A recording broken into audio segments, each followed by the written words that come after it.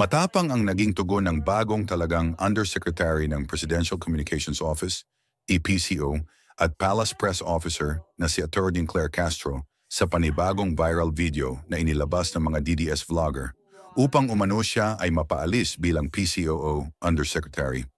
Halina't ating tunghayan ang kaniyang paliwanag sa kumakalat niyang viral video.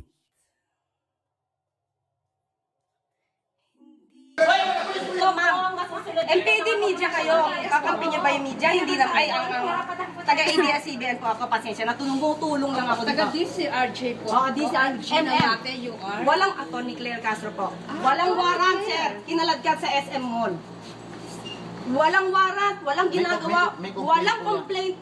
Walang ginagawang krimen sa SM Mall, San Lazaro. Para kalad ka rin. Walang complaint pinapakita. Opo. So, Atty. Claire, you are the lawyer? Counsel po ni Jackson. Nagulat po kami. Walang warrant.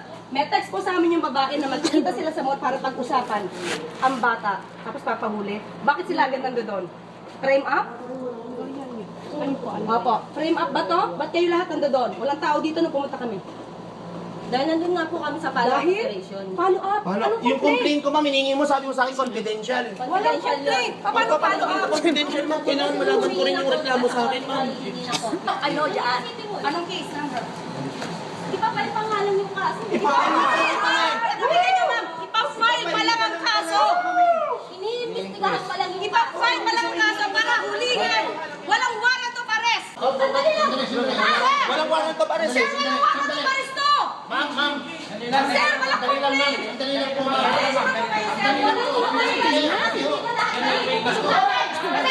Pakita niyo muna sa akin. Kung pagtanggol sa kliyente ay kasalanan ng ulo mo ako. Ano kasalanan ko? Para pagtanggol ang kliyente ko, kasalanan? Ganun ka na ba kaabusado? Kasalanan mo, sigaw-sigawan mo ako. Ikaw? Ikaw, hindi ka naninigaw, hindi ka nangalagyan ng kliyente? Sige po, ma'am. Ando na Sir, pasensya na po talaga, ha? Another question. Alam natin, ma'am, na maraming fake news. Kasi, ma'am, may fake news po ba yung kumakalat na video nyo regarding dun sa umano'y pagwawala nyo sa Maganda yan. Maganda yan. Oh, hindi na to salita ng palasyo at ng Pangulo. Ako na to. Okay. If given a chance to do that again, I will. Why? Because I did that for justice. Maybe yung nakikita yung video, that's 2015. Oh. Can you see my face there? Look younger. That's 2015. Okay, why nila pinapalabas to? And splice. Dahil ayaw nila ako siguro na manatiling tagapagsalita rito ng palasyo. Una, ang kwento niyan, merong dalawang magsing-irog na hindi na nagkaayos. Yung bata na iwan sa bahay ng babae, flight stewardess yung babae, iniwan sa driver. Nung tumawag ang school sa tatay, nalaman niyang wala yung nanay, kinuha yung bata sa bahay na kasama lang ang driver. First child niya yon.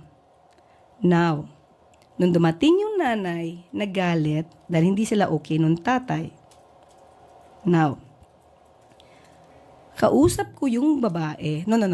Kausap ko yung babae. Ang sabi, makikipagkita sa kliyente kong lalaki dahil pina-psychologist nag-undergo ng psychological evaluation, child psychological evaluation yung bata. Makikita sila, ipopromote ko na po sa SM San Lazaro. Umiinom ng kape. Ulitin ko ulit kung saan. Starbucks. Magkikita sila nung lalaki, pumayag ako para magkaayos. Okay? After that, bigla na lang. I just came from a hearing, the Ramjen case in Parañaque. So, ayoko na sana pumunta sa police station. But my husband said, let's go. So, pumunta ako, wala pa sila, nagpa-medical yata. So, I told to the relatives, ito pa, cool lang ha, cool. But when I was there with the relatives, sabi ko, doon sa police, lahat naka-civilian, wala naka-uniform habang nag-aresto. Sabi ko, saan po yung warrant of arrest? Ano pong complaint? Hindi ako pinapansin. I introduced myself as a lawyer hanggang sa umabot kami sa women's desk. Okay? Tapos noon, tinuro sa akin ng kliyente ko kung sino yung lalaking humatak sa kanya. So I was asking for his name. Tinalikuran ako. Okay? So ngayon, sabi ko doon sa isang babaeng sa isang babaeng police, okay? Ano ang complaint? I deserve to know that. I was the counsel. Walang complaint, walang warrant of arrest. And my client was not doing any crime. You know, guys, what are the reasons or causes for a warrantless arrest? You know that there should be at least the guy or the accused or the suspect should have been committing a crime. Or there is a reasonable belief that he had committed a crime. But none. He was just drinking coffee. And there was a text from the guy that she was amenable to be intimate, only intimacy. So how could there be violation against women and children? So when I was there, I talked to the colonel. I forgot the name of the colonel. Parang bossing nila. Sir, wala tong warrant of arrest. Walang complaint. Walang...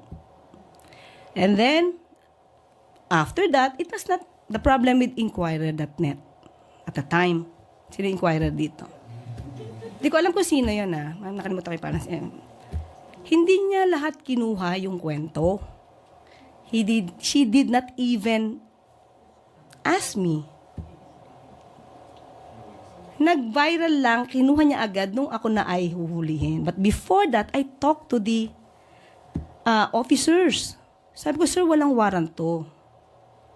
And then, one of the officers then, doon, nadinig ko na nasa labas na kami, sabi ng ibang mga pulis, pakulong mo na yan, pakulong mo na yan.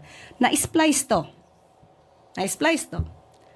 Ang sabi ko, ipagtanggol ang kliyente ko, ipakulong mo ako, anong kasalanan ko? Yun siguro yung nakita nyo. O hindi, na-splice. O yan, na-splice yan. So if you want to get the original copy niya, pero siyempre putol-putol na rin yun edited, sa Inquirer.net, that's 2015. September. Alam ni Miss Pia yan.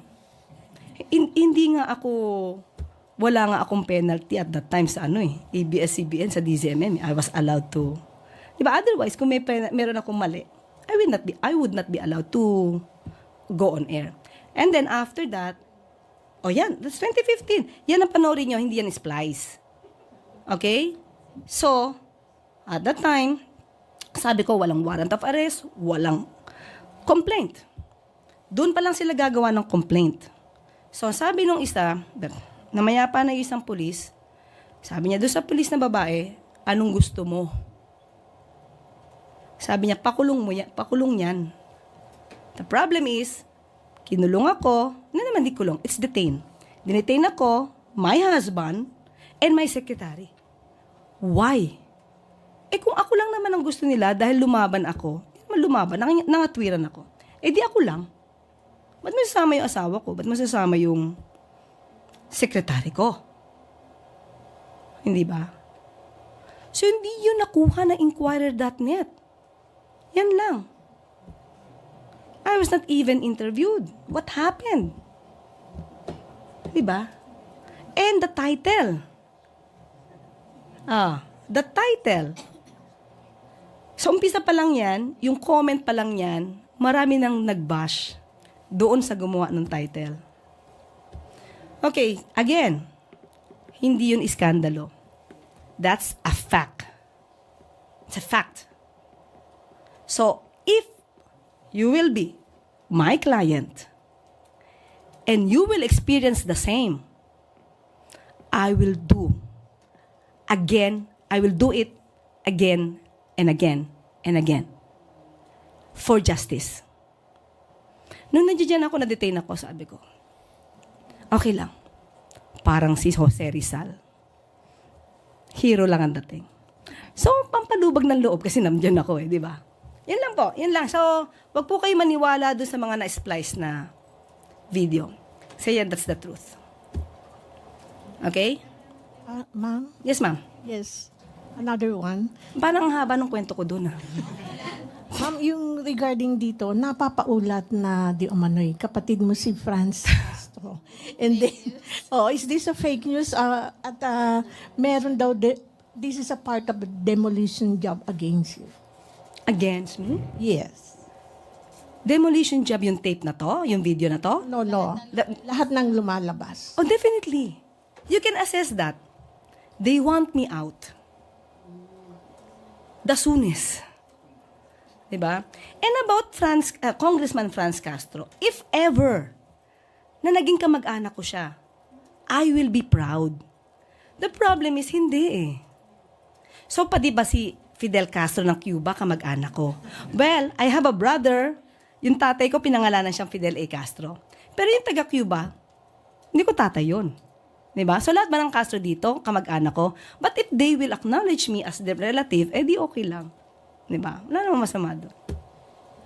Thank you, ma'am. Okay na? Okay na. Okay.